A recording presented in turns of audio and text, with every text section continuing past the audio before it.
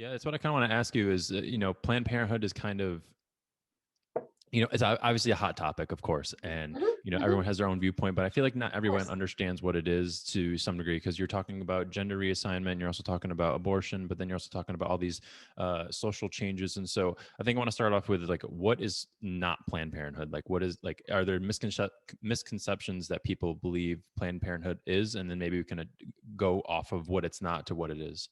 Yeah, great question. I like how you put that. Um, so the first thing that I think will kind of be a helpful framework, I end up explaining this to a lot of people, is that Planned Parenthood is kind of like a franchise model in that there is something called the Planned Parenthood Federation of America, and I would call that like, McDonald's, like the overarching franchise. And Planned Parenthood Federation sets some standards and basically says, in order to say that you're a Planned Parenthood, you have to do these things. Same Mm, thing at McDonald's, right? In order to be a McDonald's, you've got to offer the Happy Meal, you've got to offer all these different things. And Planned Parenthood is basically the same way. But then each individual Planned Parenthood affiliate is its own entity, but oh, it okay. still has to um, follow the branding, the medical protocols that are set by the national organization.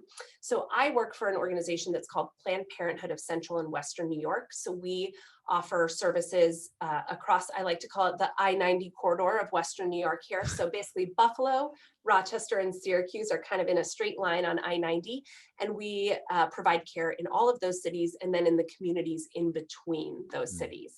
Um, so I didn't exactly answer your question there, but I'm getting to it, I promise. I believe. So I really have started to when family members or people who don't know much about Planned Parenthood ask me, I first off say that Planned Parenthood is a sexual and reproductive health provider.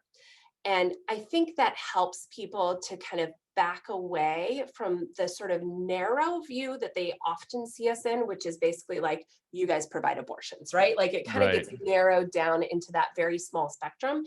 And so I try to really brand it as sexual and reproductive health, which involves a lot of things, right? In order to have a happy sexual and reproductive health life, that may involve treating your blood pressure, or that Right. may involve treating your diabetes in order to have a happy and healthy sexual life.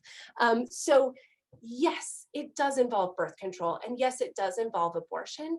But it also, if you really back it up, it involves a lot more than that, too. So, we offer at our health centers. And so this is a little bit different from health center to health center. So if you're hearing me speak and you're like, hey, I live in New Mexico and my health center doesn't offer that, I'm not surprised because, again, each Planned Parenthood is a little bit different based on your individual franchise.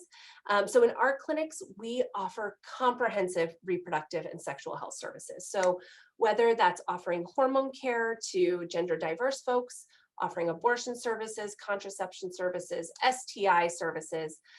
We offer PrEP, which PrEP is a pill that you can take to decrease the risk of transmission of HIV in folks who either know that they have an HIV infected partner or in folks who are, engaging in sex and just want that extra layer of protection, or if they know they're engaging in sex in higher risk communities, they can have that extra layer of protection. But then we also do some really basic stuff, right? Like we screen everybody's blood pressure because it's really important and that affects your sexual and reproductive health. We also offer behavioral health screening for all of our patients. So we check in on anxiety and depression Mm, symptoms for all of our patients and have really good pathways to getting people connected with care who need it. And then something I'm really proud of because I'm a primary care doc and I think literally every health clinic you walk into should be able to talk to you about smoking and how to stop smoking if you want to. We've really done some work on that in our health centers over the past few years. And kind of with that, building up the skills for all of our health center staff to be able to say, let's talk about lifestyle change, whether it's, I want to exercise more, or I want to eat better, or I don't want to smoke, or I'm worried about my drinking. The specifics aren't so important as the skill set around talking about behavior change. It can kind of be applied to anything. So, Mm, really equipping our health centers with the ability to help people talk about that and strategize about how to make health behavior change.